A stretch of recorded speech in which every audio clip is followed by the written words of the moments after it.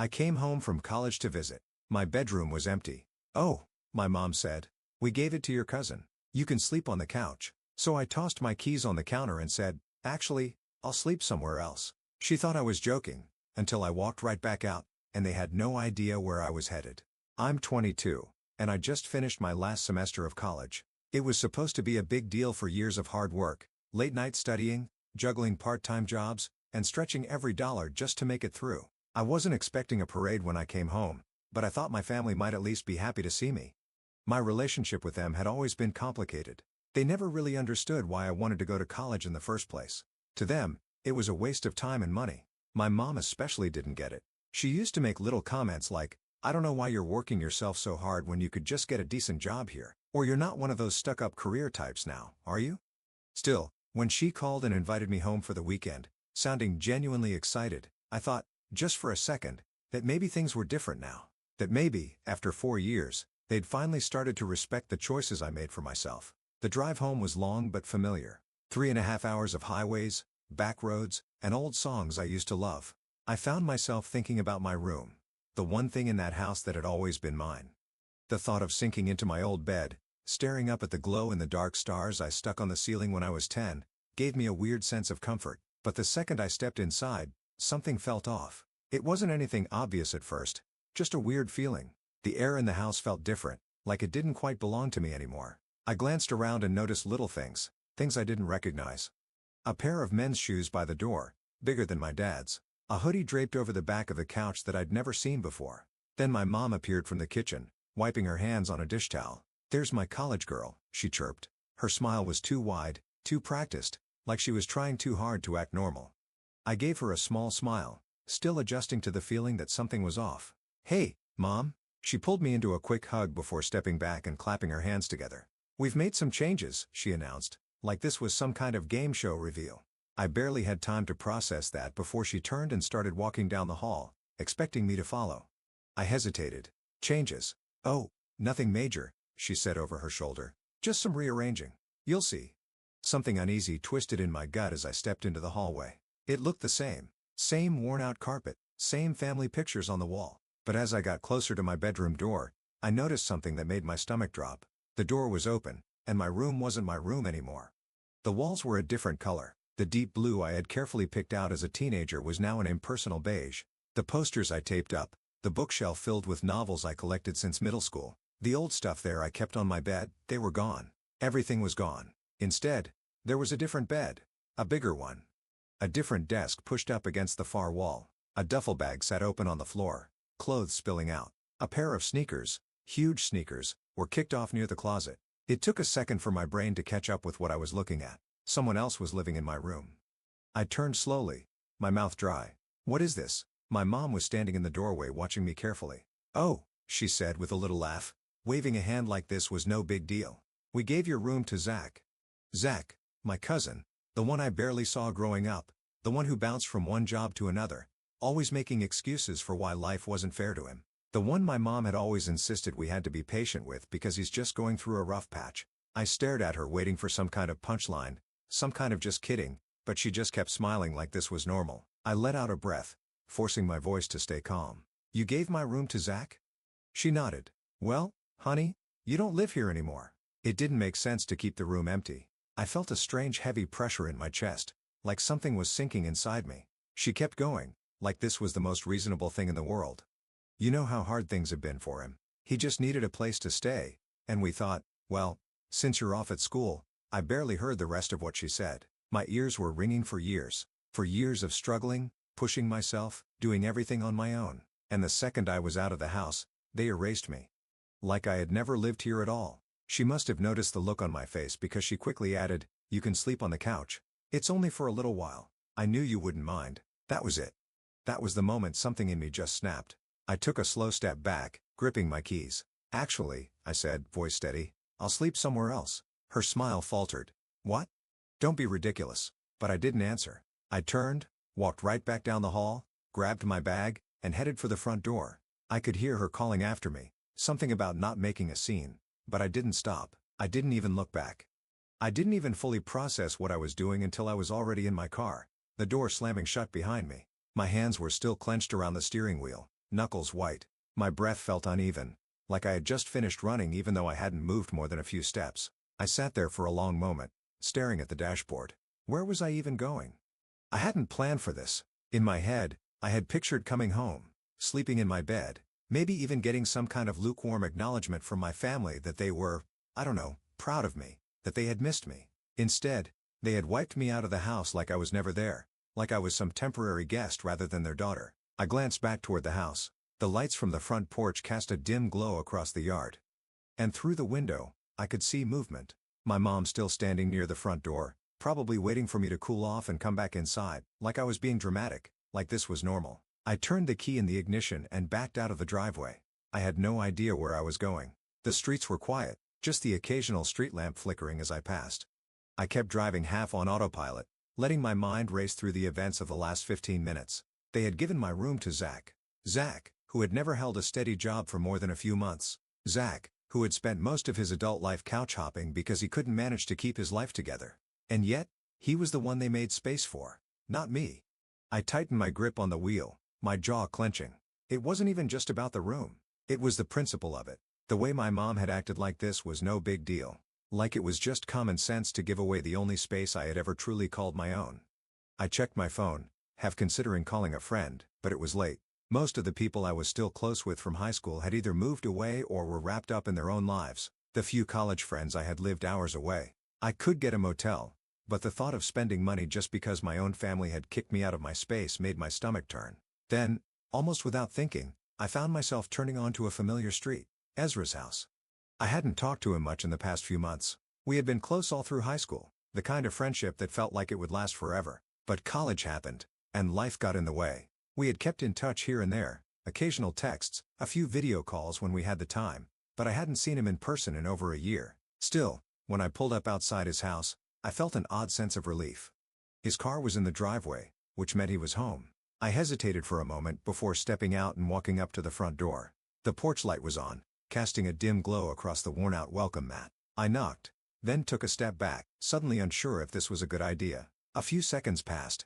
Then the door creaked open. Ezra stood there, squinting at me like he couldn't quite believe what he was seeing. His hair was messier than usual, like he had been half asleep, and he was wearing an old hoodie that I vaguely recognized from years ago. Did I hit my head, or are you actually standing on my porch right now? I let out a weak laugh, but it came out more like a breath. Hey, Ezra. He blinked, looking me up and down. Then his expression shifted, his easygoing demeanor faltering just slightly. You okay? I exhaled. Not really. For a second, he didn't say anything, just looked at me, taking in whatever mess was probably all over my face. Then he sighed and stepped aside. Come in.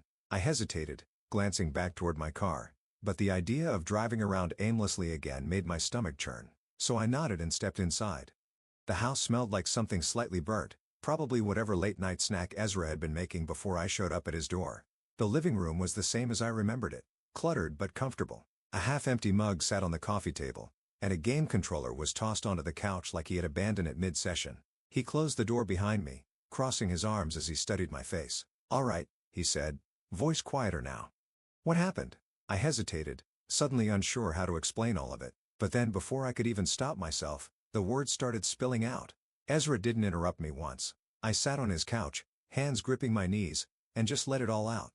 The call from my mom, how I actually thought for once that maybe she was happy to see me. The drive home, the weird feeling when I walked in, the moment I saw my room, my things gone like I had never existed there. I expected him to react right away, to say something sharp or sarcastic, but instead, he just sat there, leaning forward with his elbows on his knees, listening. By the time I finished, my throat felt tight, my hands still tense in my lap. Ezra exhaled slowly. Wow, he finally said. He shook his head. That's messed up. I scoffed. Yeah. Little bit. He sat back, rubbing his jaw. They didn't even tell you beforehand? Nope. I leaned back into the couch, pressing my palms over my face. They acted like it was just a natural next step. Like, oh, of course, my room should go to Zach. Of course, I wouldn't mind. I don't live there anymore. So why would I care? Ezra was quiet for a second, and when I looked at him, his jaw was tight. That's not how normal parents treat their kid, you know? I let out a humorless laugh. Yeah. Well, my parents never really followed the parenting manual. He shook his head, muttering something under his breath before looking back at me. What's their deal with Zach, anyway? I mean, I remember him being kind of a loser, but this is next level. That was the question, wasn't it? I shrugged, but the truth was I knew. I had always known. They've always babed him. I admitted. I don't know why. I guess because he's just helpless. He messed up, and they swoop in to fix it. He wastes money, and they cover for him. He loses a job, and they understand. I paused, staring down at my hands. They've never done that for me. Ezra frowned. Because you don't need them to. I let out a short breath. Exactly. That was the heart of it, wasn't it? I had never needed them, not the way Zach did. I had always taken care of myself, worked for my own money, solved my own problems. When I told them I wanted to go to college, they laughed and said, "Good luck with that." When I got in, they barely reacted. And when I left, it was almost like they just forgot about me. Ezra leaned back, tapping his fingers against his knee. So what now? That was the real question. I had nowhere to go, not long-term anyway. I could crash at a motel, but that felt like admitting defeat. I could try to stay with another friend, but most of them had moved on, scattered across different cities, different lives. I exhaled. I don't know. Ezra was quiet for a second, then sighed. "You can stay here." I blinked. "What?" He shrugged, like it wasn't a big deal. "Stay here. At least until you figure things out." For a second, I didn't know what to say. It was tempting. Safer than a motel. More comfortable than bouncing from place to place. But I also knew my mom. She wasn't going to let this go. As if on cue, my phone buzzed. I glanced at the screen. "Mom." Ezra must have seen my face change because he raised an eyebrow. "I'm guessing that's her." I swallowed. "Yeah. Gonna answer?" I hesitated, staring at the screen, the vibration buzzing against my palm. I already knew what she was going to say, that I was overreacting, that I was being selfish, that I was embarrassing them by making a big deal out of nothing. But I didn't owe her an explanation. I silenced the call and set the phone face down on the table. Ezra smirked. "Nice." I let out a slow breath. She's not done, though. And I was right, because 20 minutes later, the calls started coming in waves. First, my mom, then my dad, then of all people, Zach. I ignored them all. I wasn't surprised when I heard the knock on the door the next morning. I was sitting at Ezra's kitchen table, sipping a cup of coffee and scrolling through my phone, fully expecting this. Ezra was still half asleep, sitting across from me in the hoodie he'd thrown on last night, eyes barely open as he poked at a bowl of cereal. The knock came again. Ezra raised an eyebrow at them. I sighed, setting my coffee down. Who else? I got up and went to the door. Sure enough, when I peeked through the peephole, I saw my mom standing on the porch, arms crossed, looking like she had been waiting for hours. I opened the door just enough to step into the doorway, blocking her view inside. She didn't even wait for a greeting. "What do you think you're doing?" she hissed. I blinked. "Good morning to you too." Her lips pressed into a thin line. "Enough with the attitude. You didn't come home last night." I folded my arms. "Yeah, I figured since you gave away my room, I didn't have to check in like a child." Her jaw clenched, and I saw the exact moment she realized I wasn't going to back down. That threw her off. She was used to me keeping my head down, avoiding confrontation. "Well," she said, voice tight, "you could have at least stayed to talk about it instead of storming off."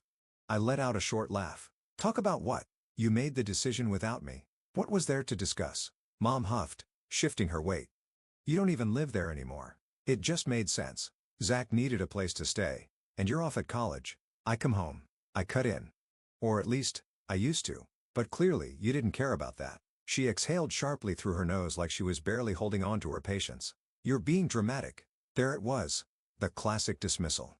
I clenched my jaw, keeping my voice calm. "No, I'm not. You didn't even tell me. You just erased me like I was never there." Mom threw her hands up. "It's a room. Don't be so selfish. Zach needed a place, and we did what was best for the family." The family. The phrase hit me harder than I expected because that's what it always came down to, didn't it? The family. The one I apparently wasn't a part of. I stared at her for a long moment. Then I shook my head. "Well, what?" I let out a breath, stepping back slightly. "You really don't see it, do you? You have been over backwards for Zach his entire life, and you've never done the same for me. You gave him my room because he's your priority, not me." Mom's face darkened. "That's not true, isn't it?" I gave her a pointed look. "Name one time you've helped me the way you help him." She opened her mouth, then closed it. No answer. I scoffed. "Exactly." Her frustration turned to anger. "This isn't about favoritism. Zach needed a home, and we gave it to him at my expense. You're gone for most of the year. What do you expect us to do? Leave it empty? I expect you to respect me enough to tell me before throwing my stuff in storage." She rolled her eyes. We didn't throw it away. Oh, thank you so much for that, I said dryly. Her jaw tightened. Look, I came here to bring you home. Enough with this tantrum. I let out a short laugh, shaking my head. I'm not coming back. That made her freeze. She blinked. What? I'm done. My voice was steady. You made it clear where I stand in this family, and I finally get it. So, no. I'm not coming back. Keep the room. Keepsake. I'll figure out my own life. Mom looked stunned, like she had expected me to yell, to break down, to lash out, but I was just done. You're overreacting. She tried again, but her voice wasn't as confident now. I smiled faintly. No. I'm just finally seeing things for what they are. I turned to step back inside, but she grabbed my arm. You can't just leave, she said, her voice lower now, almost panicked. We're your family. I pulled my arm away. Yeah? You should have acted like it. And with that, I stepped back inside and shut the door in her face. So here's where I'm at now. I'm staying at Ezra's place. My mom keeps calling, but I'm not answering. She showed up this morning, and we had a long conversation about everything, but it was clear that she still doesn't get it. She thinks I'm overreacting, that I should just suck it up and come back home, but I've had enough. I've been the one who worked hard to get where I am. I've been the one who made sacrifices, who made sure I didn't rely on anyone to take care of me. Meanwhile, Zach keeps getting a free pass, and I'm just supposed to be okay with it. I'm not going back to that house, but I'm starting to wonder, am I the a-hole for leaving? Should I just swallow my pride and let things go? My mom is convinced that I'm making this a bigger deal than it really is, but I feel like I've been pushed to my limit. Let me know your thoughts. If you enjoyed this video, make sure to like and subscribe for more content. Let me know your thoughts in the comments. What would you have done in this situation? I'd love to hear your take.